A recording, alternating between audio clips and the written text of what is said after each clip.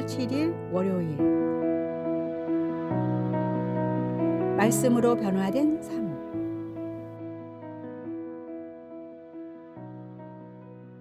일본에서 기독교 핍박이 극심하게 일어났던 근대에 우연히 성경을 한 권 받아들게 된 소년이 있었습니다.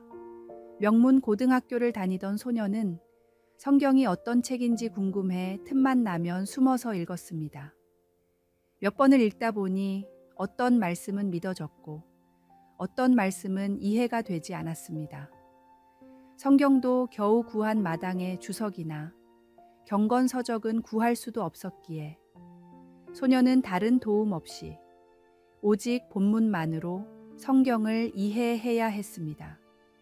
여전히 성경이 완전히 믿어지지는 않았지만 반복되는 묵상 중에 소년은 주 예수님을 구세주로 영접하는 놀라운 경험을 했습니다.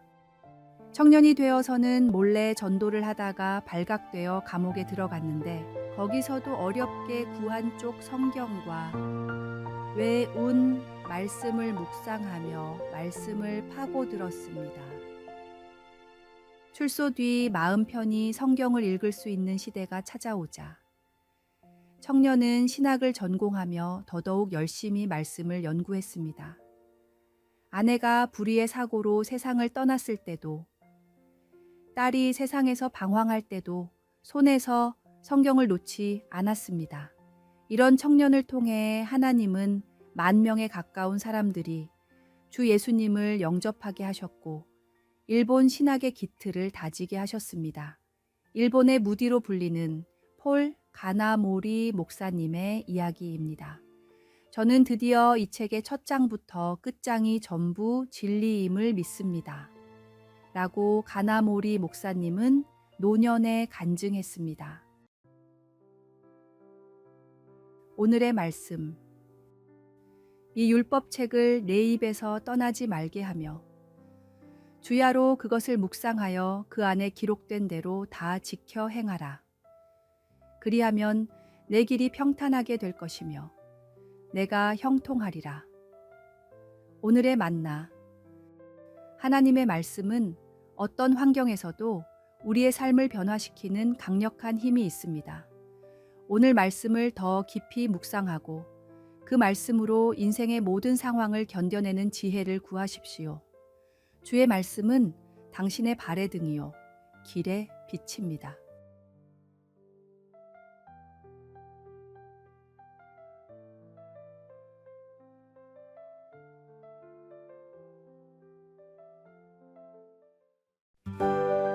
(4월 8일) 화요일. 부끄러움을 넘어선 능력. 마을에서 가장 유명한 철학자 장 선생은 서재에서 책을 정리하던 중 문득 들어온 남자를 보고 깜짝 놀랐습니다. 그의 옛 제자 민수였습니다. 아이고 10년 만이네. 너 지금 뭐하니? 대학 교수, 연구소. 민수는 웃으며 대답했습니다. 아니요 선생님. 저는 요즘 길거리에서 복음을 전하고 있어요. 뭐라고? 장 선생의 눈이 동그래졌습니다. 우리 반에서 가장 뛰어났던 내가 길거리 설교자라고. 장 선생은 안경을 벗고 한숨을 쉬었습니다. 내가 읽은 니체와 칸트는 다 어디 갔니? 그 잠재력을 가진 내가 길거리에서 미신을 떠들다니. 민수는 차분히 물었습니다. 선생님은 50년 동안 가르치셨는데 선생님의 철학이 실제로 한 사람의 인생을 완전히 바꾼 적이 있나요? 장 선생은 말문이 막혔습니다. 저는 이 미신이라는 복음으로 알코올 중독자가 새 사람이 되는 것을 봤어요. 처음엔 부끄러웠지만 이제는 알았어요. 이게 진짜 능력이라는 걸요. 장 선생은 한참을 침묵하다가 의자에 기대 앉았습니다. 그렇게 대단한 것이라면 이 늙은 철학자에게도 한번 설명해 보겠나? 민수의 얼굴에 환한 미소가 번졌습니다. 오늘의 말씀. 내가 복음을 부끄러워하지 아니하노니 이 복음은 모든 믿는 자에게 구원을 주시는 하나님의 능력이 됨이라. 먼저는 유대인에게요, 그리고 헬라인에게로다. 오늘의 만나. 복음은 말로만 전하는 것이 아니라 삶으로 보여주는 것입니다. 오늘 하루 당신의 행동이 어떤 복음을 전하고 있는지 생각해 보십시오.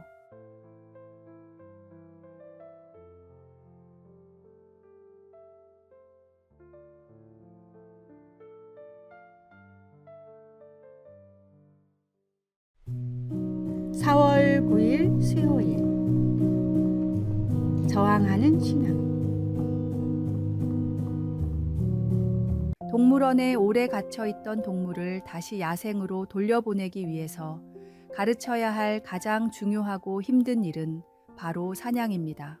야생성을 잃은 동물은 이미 사냥하는 방법을 잊어 강력한 이빨과 발톱이 있음에도 굶어 죽기 때문입니다. 그래서 처음에는 살아있는 동물을 먹이로 주고 그 다음부터 조금씩 자연 환경에 노출시켜 잃었던 야생성을 회복시켜야 합니다. 그러면 반대로 야생동물을 우리에 가두기 위해서 가장 중요한 것은 무엇일까요? 바로 먹이를 받아 먹게 하는 일입니다. 수족관에 돌고래를 가두고 죽은 생선을 주면 처음에는 입도 대지 않습니다. 며칠을 굶어야 겨우 조금씩 먹기 시작하고 차츰 습관이 되면 죽은 생선을 주는 대로 받아 먹게 됩니다.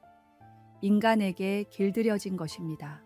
사람들은 16세기 종교개혁 이후 분리된 기독교인을 프로테스탄트라고 불렀습니다. 저항하는 사람들이라는 뜻입니다. 당시 크리스천은 잘못된 진리에 대항하고 길들이려는 세상에 저항하는 오직 본질을 쫓는 사람들이었습니다. 하지만 그 시대에 비해 편하게 살아갈 수 있는 지금의 크리스천은 어떤 모습일까요? 혹시 세상에 길들여진 동물처럼 편하게 신앙생활을 하고 있지 않습니까? 오늘의 말씀. 너희는 이 세대를 본받지 말고 오직 마음을 새롭게 함으로 변화를 받아 하나님의 선하시고 기뻐하시고 온전하신 뜻이 무엇인지 분별하도록 하라. 오늘의 만나. 당신의 신앙은 세상에 저항하고 있습니까? 아니면 이미 길들여져 있습니까? 오늘 자신의 믿음을 돌아보고 하나님의 말씀에 기초한 본질적인 신앙으로 돌아가는 용기를 내십시오. 참된 자유는 세상의 가치관에 저항할 때 얻을 수 있습니다.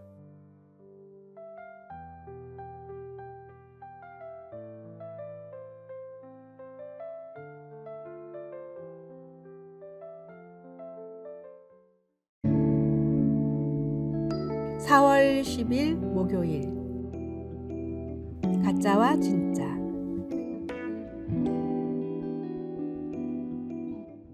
세계에서 가장 비싼 다이아몬드가 있다고 생각해 보십시오. 그 다이아몬드와 완벽히 똑같은 모조품이 있습니다. 사람의 눈으로는 구분할 수 없는 완벽한 인조 다이아몬드입니다. 만약 우리가 두 다이아몬드 중 하나를 가질 기회가 생겼다면 어떤 다이아몬드를 고르시겠습니까? 제 아무리 사람의 눈으로 구분을 못한다 해도 누구나 모조품이 아닌 진짜를 고를 것입니다. 완벽에 가깝게 만들었다 해도 진짜는 진짜고 가짜는 가짜이기 때문입니다. 이탈리아의 화가 조르조 데 키리코는 세계에서 위작이 가장 많은 작가입니다. 그런데 이 위작에는 한 가지 특이한 점이 있습니다. 원작을 그린 화가 본인이 위작을 그렸다는 것입니다. 사람들이 자신의 몇몇 작품만을 유독 광적으로 좋아하자 돈을 벌려고 같은 그림을 여러 장 그린 것입니다.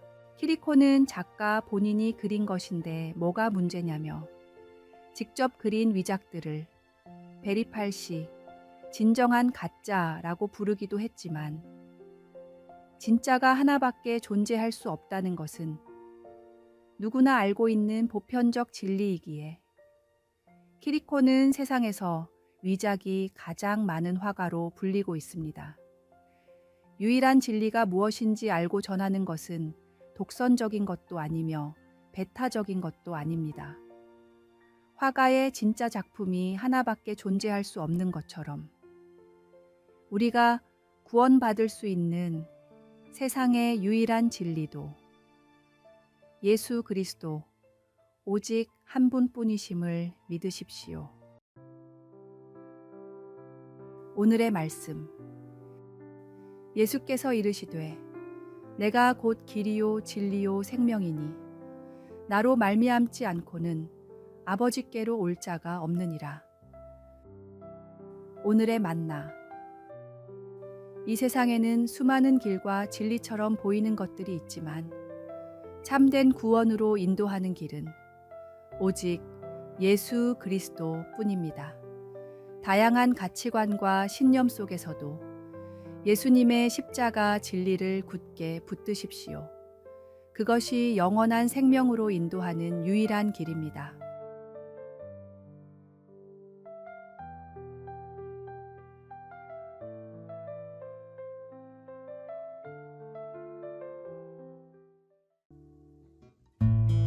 (4월 11일) 금요일.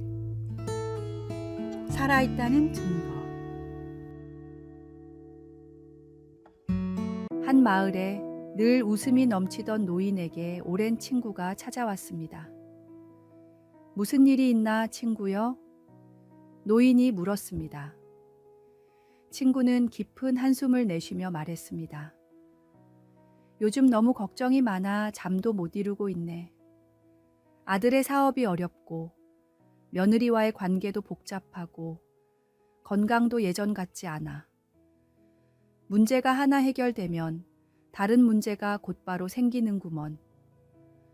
어떻게 이 모든 근심에서 벗어날 수 있을까? 노인은 잠시 생각에 잠겼다가 친구의 어깨를 가볍게 두드렸습니다.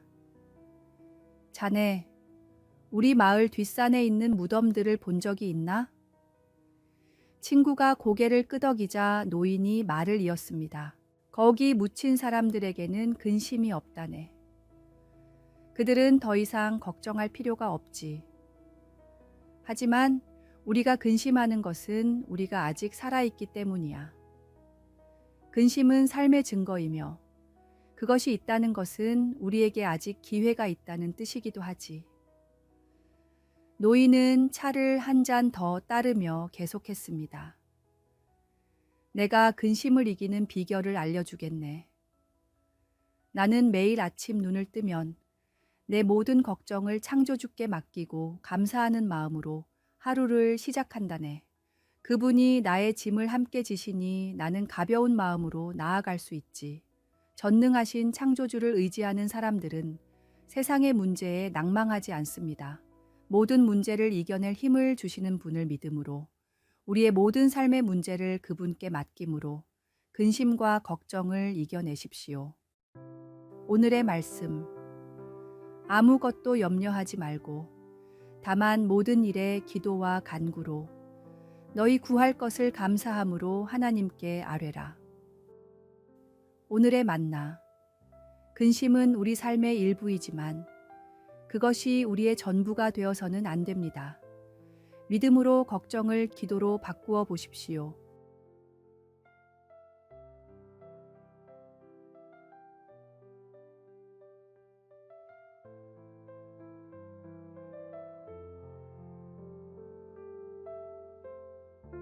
아래의 빨간색 글자 구독을 누르시어 더 많은 전도의 열매를 맺으시기를 기도합니다.